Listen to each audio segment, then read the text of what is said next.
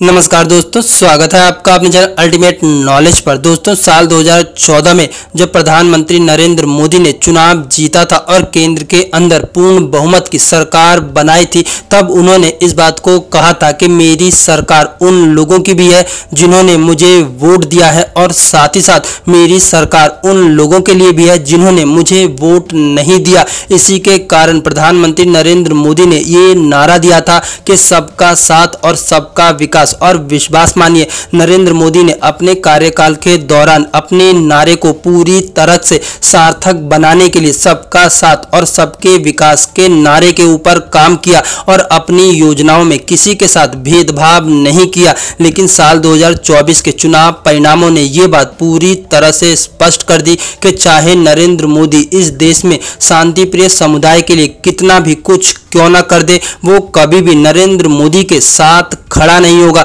अगर नरेंद्र मोदी अपनी गर्दन भी काट करके शांति प्रिय समुदाय के आगे रख दे तो शांति प्रिय समुदाय कभी भी उस पर विश्वास नहीं करेगा। दोस्तों, साल 2024 के परिणाम ने इस बात को पूरी तरह से स्पष्ट कर दिया कि अब एक बार नरेंद्र मोदी को फिर से दोबारा से विचार करना चाहिए कि आखिरकार उन्हें काम करने के लिए किसका साथ चाहिए और साथ ही साथ उन्हें विकास में सबसे ज्यादा प्राथमिकता किसे देनी चाहिए। दोस्तों, भारत के अंदर हिंदू समुदाय के अंदर भी एक ऐसी भावना जागृत होने लगी थी जो कि इस बात को कहने लगी थी कि साल 2014 से साल 2019 के कार्यकाल के दौरान मोदी ने हिंदू और हिंदुत्व के लिए बहुत से कार्य किए और साथ ही साथ हमेशा हिंदू और हिंदुत्व को बढ़ावा दिया। लेकिन साल 2019 से लेकर के साल 2024 के बीच मोदी का ये जो कार्यकाल रहा, उसके दौरान मोदी ने भी अपने कार्यकाल में बहुत से ऐसे कार्य किए जिन्होंने हिंदुओं के हित को नुकसान पहुंचाया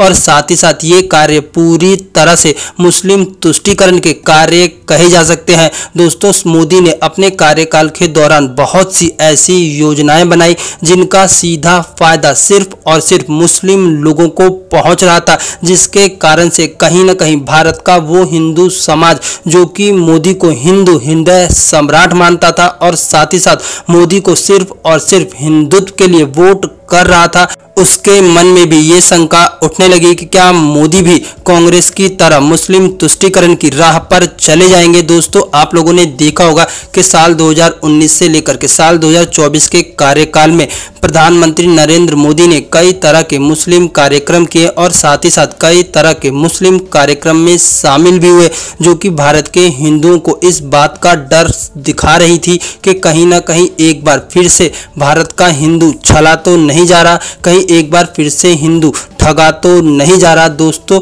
मोदी चुनाव के दौरान पसमानदा करते रहे, लेकिन पसमानदा मुसलमानों ने मोदी को पूरी तरह से ठेंगा दिखा दिया। यही कारण है कि साल 2024 के परिणाम के बाद मोदी एक बार फिर से हिंदू और हिंदुत्व की राह पकड़ने वाले हैं और वो अब इस चीज को अच्छे से समझ चुके हैं कि आखिरकार उन्हें किसका विकास करना चाहिए, क्योंकि मोदी इस चीज को अब अच्छे से जान चुके हैं कि आज भारत में अगर तीसरी बार उनकी सरकार बनी है तो ये सरकार कहीं ना कहीं सिर्फ और सिर्फ हिंदुओं के समर्थन से बनी है। इसी कारण से अब इस बात को कहा जा रहा है कि मोदी साल 2024 में अपना पूरा फोकस सिर्फ और सिर्फ हिंदू और हिंदुत्व पर रखने वाले हैं। दोस्तों, आप लोगों की इस बारे में क्या राय है? प्लीज अपनी राय कमेंट बॉक्स में जरूर बताएं।